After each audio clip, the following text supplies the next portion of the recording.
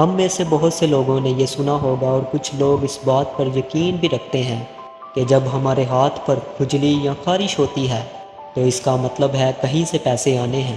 لیکن کیا یہ واقعی ہی سچ ہے، اور کیا ایسی باتیں ہمارے مسیحی ایمان کا حصہ ہونا چاہیے؟ آئیے کلام مقدس میں سے اس بات پر غور و فکر کریں گے کہ ہمیں ایسی باتوں پر ایمان رکھنا چاہیے یا نہیں۔ دراصل ہم میں سے بہت سے مسیحیوں نے کبھی کلام پر غور ہی نہیں کیا ہوتا، اور ہم مسیحی لوگوں کی پاکستان میں آدھے سے زیادہ تعداد تو ان لوگوں کی ہے جو اتنا پڑھے لکھے نہیں ہوتے ہیں اور کلام مقدس کی تعلیم سے انجان ہوتے ہیں، اور جب وہ کسی ایسی بات کو سنتے ہیں تو اس بات یا بدعت پر یقین اور ایمان رکھ لیتے ہیں۔ مگر کلام مقدس میں اس بات کا ذکر ہمیں کہیں پر بھی نہیں ملتا کہ جب ہمارے ہاتھ پر خارش یا کھجلی ہوتی ہے تو اس کا مطلب کہیں سے پیسے آنے ہیں۔ ایسی بدعتی باتیں تب ہی معاشرے میں زور پاتی ہیں جب علم کی کمی ہوتی ہے اور ہم سچ سے ناواقف ہوتے ہیں۔ کلام مقدس میں ہوسیہ کی کتاب اس کے 4 باب اور اس کی 6 آیت میں کچھ یوں لکھا ہے: میرے لوگ عدم معرفت سے ہلاک ہوئے، چنانچہ تو نے معرفت کو رد کیا، اس لیے میں بھی تجھ کو رد کروں گا تاکہ تو میرے حضور سے کاہن نہ ہو، اور چونکہ تو اپنے خدا کی شریعت کو بھول گیا ہے اس لیے میں بھی تیری اولاد کو بھول جاؤں گا۔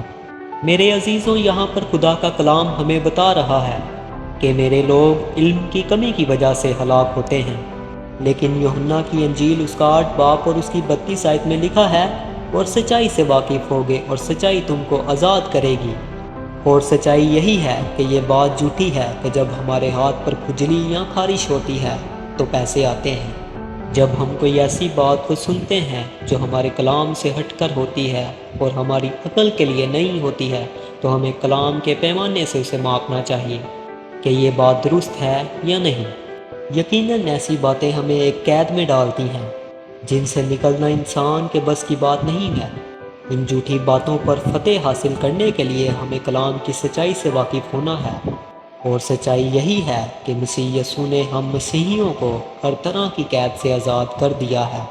غلطیوں 5 باب اور اس کی 1 آیت میں لکھا ہے: مسیح نے ہمیں آزاد رہنے کے لیے آزاد کیا ہے، بس قائم رہو اور دوبارہ غلامی کے جوئے میں نہ جڑو۔ اور کلسیوں 2 باب اور اس کی 8 سے 10 آیات میں کچھ یوں لکھا ہے: خبردار، کوئی شخص تم کو اس فلسفی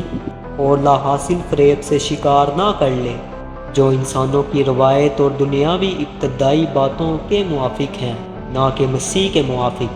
کیونکہ الوہیت کی ساری معموری اسی میں مجسم ہو کر سکونت کرتی ہے، اور تم اسی میں معمور ہو گئے ہو جو ساری حکومت اور اختیار کا سر ہے۔ سو میرے عزیزوں، آج کے لیے بس اتنا ہی۔ خداوند آپ کو اس کلام کے وسیلہ سے برکت دے، اور اگر ابھی تک آپ نے ہمارے یوٹیوب چینل کو سبسکرائب نہیں کیا تو جلدی سے سبسکرائب کر لیں،